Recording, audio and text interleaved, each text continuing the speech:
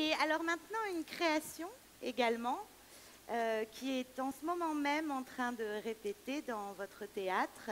Et nous avons le grand plaisir et le grand honneur d'accueillir sur cette scène Laurie, mesdames et messieurs. Laurie, mesdames et messieurs, sous vos applaudissements, dans une création, Pygmalion et bien évidemment son metteur en scène, Ned Grugic. Bonsoir. Ça va, Laurie? Très bien, et vous? Ouais, les répétitions se passent bien, il est comment? Il est top. Il est top? Ouais, il est top. Ouais. Bon, là, il est là, je peux pas trop en dire, mais quand on sera juste entre nous... Je peux repartir 2 secondes? Alors, moi j'ai des questions pour Laurie. Oui. Si vous me permettez. Bah, avec plaisir. Moi aussi. Alors, Georges Bernard Shaw, non mais c'est moi d'abord. Alors, Georges Bernard Shaw, c'est quand même une œuvre un petit peu complexe pour démarrer au théâtre. Hein, c'est pas facile, vous visez haut.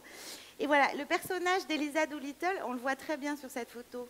Vous êtes aussi ravissante qu'en réalité, mais simplement là on voit une espèce d'innocence et à mélanger à une puissance et une force incroyable. Est-ce que ce personnage vous ressemble un peu?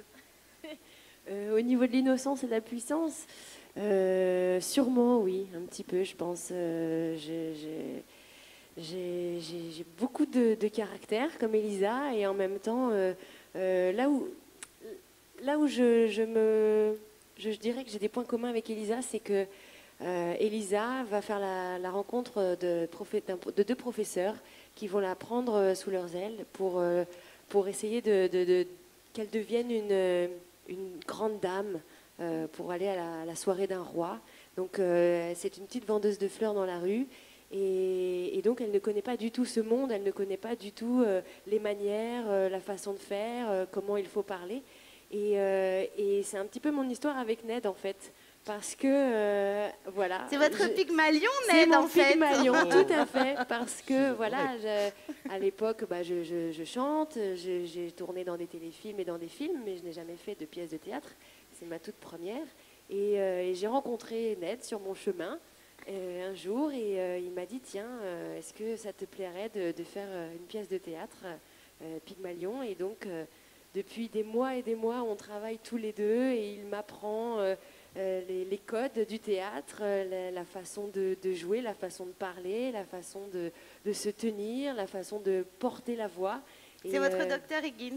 C'est mon docteur Higgins. Voilà. Et oui, justement, j'ai une question sur la mise en scène, parce que Ned, tu as imaginé Laurie en Grace Kelly. D'ailleurs, ça lui va vraiment pas mal, je dois reconnaître.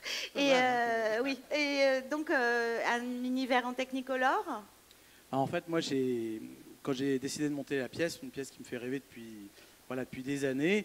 Et c'est vrai que je cherchais mon Elisa Doolittle, et j'avais envie d'avoir quelqu'un qui soit frais, qui ait un regard neuf aussi sur le théâtre.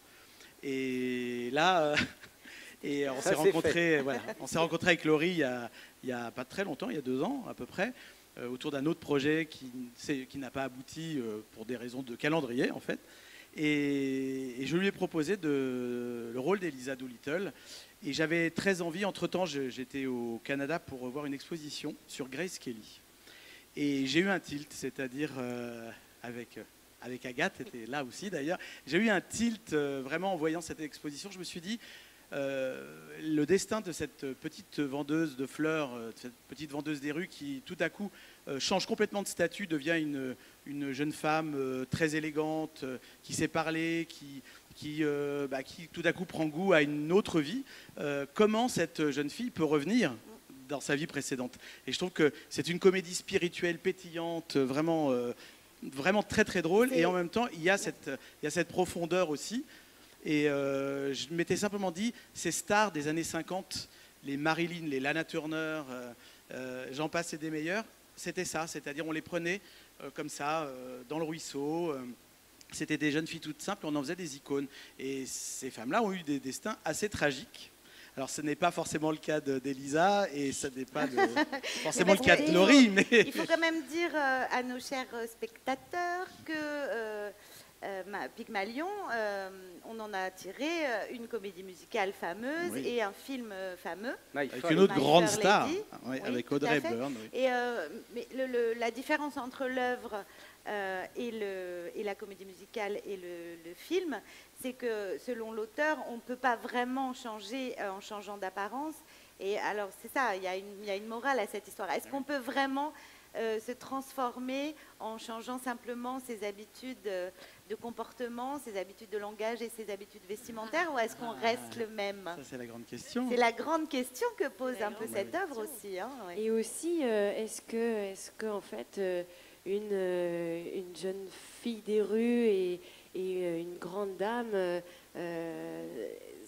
peut-être c'est simplement par rapport à la façon dont on leur parle et la façon dont on les considère tout simplement.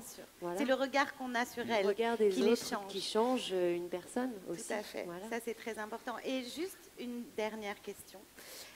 Donc on connaît Laurie chanteuse, d'abord patineuse artistique, ensuite chanteuse, ensuite danseuse, ensuite comédienne de téléfilm et puis de film. Et moi je voudrais vraiment savoir si le théâtre, ça fait partie de ce cheminement ou est-ce qu'il représente pour vous un aboutissement? Est-ce que le théâtre, c'est une discipline plus compliquée? Parce que vous réussissez dans tout ce que vous entreprenez. Moi, je vous ai vu en lecture. Non, mais je suis très sincère. Grande travailleuse. Je vous ai vu en lecture et vraiment, j'ai compris que ce serait prometteur immédiatement, quoi. Je vous ai tout de suite vu en Eliza Doolittle. Ça a été une évidence absolue. Et je me dis, voilà, qu'est-ce que c'est pour elle le théâtre? Est-ce que ça fait partie du chemin artistique ou bien est-ce qu'on atteint quelque chose au-delà du reste? Je vais vous dire, que quand Ned m'a proposé cette pièce, j'ai envie de faire du théâtre parce que, en fait, je suis quelqu'un qui aime les nouveaux défis, qui aime les nouveaux challenges. Et j'aime aller dans un nouveau domaine tout simplement parce que j'ai plein de choses à apprendre et je rencontre plein de super, enfin des gens vraiment super et à chaque fois j'en ressors avec toujours plus grande, toujours plus forte parce que j'apprends énormément de choses. Mais je dois vous avouer que quand on m'a dit pièce de théâtre, j'ai fait j'ai eu un peu peur. Parce que c'est plus difficile? Parce que je ne connais pas et parce que je pense ça un petit peu plus difficile. C'est vrai, tout le monde me dit oui, mais tu as fait des scènes, tu as rempli Bercy, tu as rempli des stades et tu chantes et tout ça. Je dis bah oui, effectivement, mais c'est mon show, ce sont mes chansons et ce sont mes mises en scène aussi. Et là, je vais devoir me livrer à Ned. Et ce qui me fait peur aussi, c'est le trou de mémoire.